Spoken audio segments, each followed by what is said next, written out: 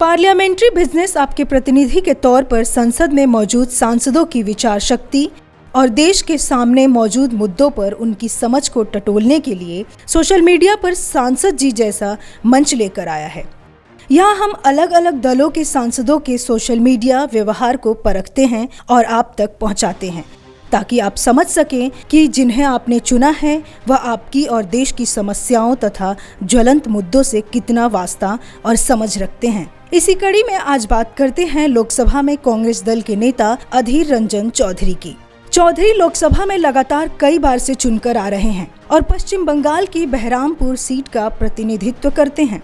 बात social media की करें तो चौधरी एक प्रमुख राष्ट्रीय पार्टी के लोकसभा में नेता की हैसियत से खासे एक्टिव हैं और मुखर भी हैं। खासकर ट्विटर पर तो वह लगातार मुद्दों पर अपनी बेबाक राय रखते रहते हैं और अच्छी बात यह है कि वह रीट्वीट के बजाय ओरिजिनल कंटेंट पोस्ट करने में यकीन रखते हैं। प्रमुख विपक्षी दल कांग्रेस के लोकसभा में नेता होने के साथ ही चौधरी लोक लेखा समिति के अध्यक्ष जैसे अहम पद पर भी हैं। ऐसे में उनकी विचार शक्ति का सशक्त होना और भी अहम हो जाता है। अपने ट्वीट्स और फेसबुक पोस्ट्स के जरिए चौधरी इसका प्रमाण भी देते हैं। उनका ट्विटर अकाउंट खंगालें तो वह खासे एक्टिव मिलेंगे और देश के सामने मौजूद हर तरह के मुद्दों पर मजबूत राय रखते दिखेंगे। उनके विचारों का दायरा खासा बड़ा है। अधीर रंजन चौधरी ने बीते कुछ दिनों से काफी ट्वीट्स बंगाली भाषा में भी करने शुरू कर दिए हैं। ये दिखाता है कि वह अपने क्षेत्र में मतदाताओं और जनता से जुड़ने की कोशिश भी करते हैं। अधीर रंजन चौधरी ने हाल फिलहाल में जिन मुद्दों पर सोशल मीडिया में अपनी बात रखी है, उनमें किसानों के मुद्दे पर प्रदर्शन, नोटबंदी पर राहुल गांधी का मोदी सरकार पर हमला और अमेरिकी की पहली महिला उपराष्ट्रपति बनी कमला हैरिस को बधाई देने जैसे विषय शामिल हैं। आइए देखते हैं कि अधीर रंजन चौधरी क्या ट्वीट करते हैं और क्या संदेश देते हैं सोशल मीडिया के जरिए। 9 नवंबर को उन्होंने अपने संसदीय क्षेत्र में एक रैली और प्रदर्शन की फोटो शेयर करते हुए बंगाली भाषा में जनता को संदेश दिया है। इसके ठीक एक दिन पहले अधीर रंजन ने अपने नेता और कांग्रेस के पूर्व अध्यक्ष राहुल गांधी के एक ट्वीट को रीट्वीट करते हुए नोटबंदी जैसे अहम मसले पर मोदी सरकार को निशाने पर लिया था। ट्वीट में राहुल गांधी ने कहा था, नोटबंदी पीएम की सोची समझी चाल थी ताकि आम जनता के पैसे से मोदी मित्र पूंजीपतियों का लाखों करोड़ रुपए का कर्ज माफ किया जा सके। गलतफहमी में मत रहिए, गलती हुई नहीं, जानबूझकर की गई थी। इस राष्ट्रीय त्रासदी के 4 साल पर आप भी अपनी आवाज बुलंद कीजिए। वहीं 7 नवंबर को अधीर रंजन चौधरी ने अमेरिका में वाइस प्रेसिडेंट बनी कमला हैरिस को बधाई दी थी और लिखा था कि कमला हैरिस को अमेरिका का वाइस प्रेसिडेंट बनना ही था। साथ ही उन्होंने भारत सरकार से आग्रह भी किया कि वह कमला के देश में आने पर उनके भव्य स्वागत की व्यवस्था भी करे। 2 नवंबर को लोकसभा में कांग्रेस के नेता अधीर रंजन ने बांग्लादेश में अल्पसंख्यक हिंदुओं पर हो रहे अत्याचार की तरफ ट्वीट से ध्यान दिलाया था और कहा था कि भारत सरकार के रवैये के कारण बांग्लादेश में हिंदुओं पर ज्यादती हो रही है। सरकार को पड़ोसी देश के साथ संबंध बेहतर करने के साथ ही अपने देश में अल्पसंख्यकों का ध्यान रखना चाहिए ताकि रिश्ते बेहतर रहें। 31 अक्टूबर को अधीर रंजन चौधरी ने लौह पुरुष सरदार वल्लभ भाई पटेल को श्रद्धांजलि दी और बंगाली भाषा में उन्हें याद किया। 30 त्योहारों का भी अधीर बाबू पूरा ख्याल रखते हैं और समय समय पर जनता को उनकी बधाई और शुभकामनाएं देते रहते हैं। 27 अक्टूबर को उन्होंने विजयदशमी की बधाई लोगों को दी। उन्होंने कहा, शुभ विजोया। बीजेपी के नेताओं पर शब्दों के जरिए हमला भी करते रहते हैं अधीर रंजन चौधरी।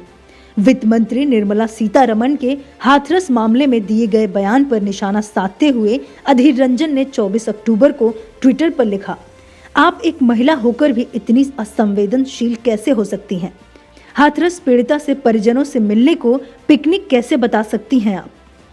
जाहिर है कि अधीर रंजन चौधरी की निगाह हर अहम मसले पर रहती है।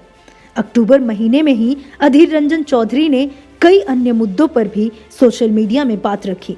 अधीर रंजन ने विपक्ष के नेता के दायित्व को पूरा करते हुए बिहार चुनाव में फ्री कोरोना वैक्सीन देने के वादे पर बीजेपी से सवाल भी किए।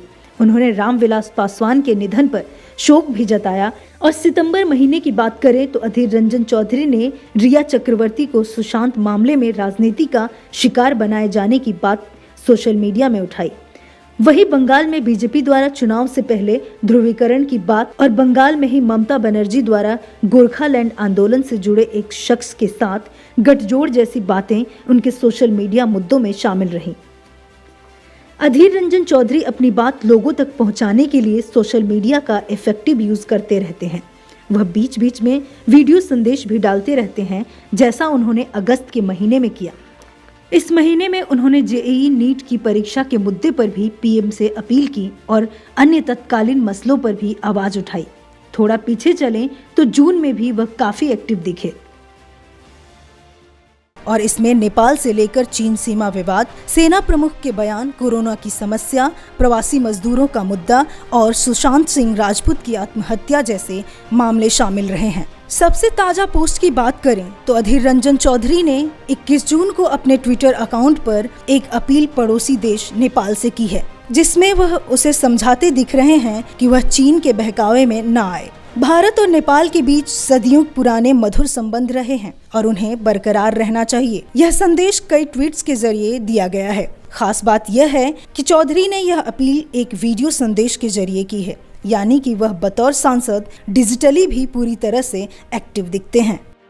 इसके पहले 20 जून को चौधरी ने देश की जनता की नब्ज टटोलते हुए ट्वीट कर सरकार को आगाह भी किया। उन्होंने लिखा कि आधी रोटी खाएंगे पर चीन से बदला लेंगे। यह देश की जनता की भावना है, सरकार को इसे समझना होगा। चीन विवाद पर 19 जून को भी अधीर रंजन चौधरी ने सरकार के सामने सवाल रखे थे, जो काफी अहम थे। उन्होंने पूछा था कि देश की जनता को जानने का अधिकार है कि सीमा पर क्या हुआ था। इसके अगले ट्वीट में उन्होंने पीएम मोदी से कहा था कि वह इस मामले पर लोगों के सवालों के जवाब दें। 15 जून को सांसद जी एक बिल्कुल ही अलग मिजाज की बड़ी घटना पर भी तेज प्रतिक्रिया देते हैं, जब वह लिखते हैं कि जिंदा दिल, बिंदास और इंजीनियर से अभिनेता बने सुशांत सिंह राजपूत की मौत की खबर हिला देने वाली है। ईश्वर उन्हें शांति व सुकून प्रदान करे। बतौर सांसद व नेता अधीर रंजन चौधरी खबरों से खासे अपडेट भी दिखते हैं। यही कारण है कि उन्होंने 14 जून को सेनाध्यक्ष द्वारा दिए गए बयान के एक शब्द को बारीकी से पकड़ा और सवाल पूछा। उन्होंने ट्वीट किया कि जब सेना अध्यक्ष भारत और चीनी सैन्य अधिकारियों के बीच बातचीत को वेरी फ्रूटफुल बताते हैं तो इसका क्या मतलब है, जब हमारी जमीन पर चीन ने घुसपैठ कर ली है। कोरोना पर भी अधीर रंजन चौधरी की राय काबिले गौर है। उन्होंने 5 जून को ट्वीट किया कि प्राकृतिक संसाधनों और इंसान की जरूरतों के संतुलन के बीच छेड़छाड़ का मतलब कोरोना जैसी महामारियों को आमंत्रण देने जैसा ही है। उनका यह ट्वीट विश्व पर्यावरण दिवस के अवसर पर किया गया। कुल मिलाकर अधीर रंजन चौधरी को बतौर सांसद, सोशल मीडिया एक्टिविस्ट और ओरिजिनल थिंकर करार दिया जा सकता है। Bureau report, parliamentary business.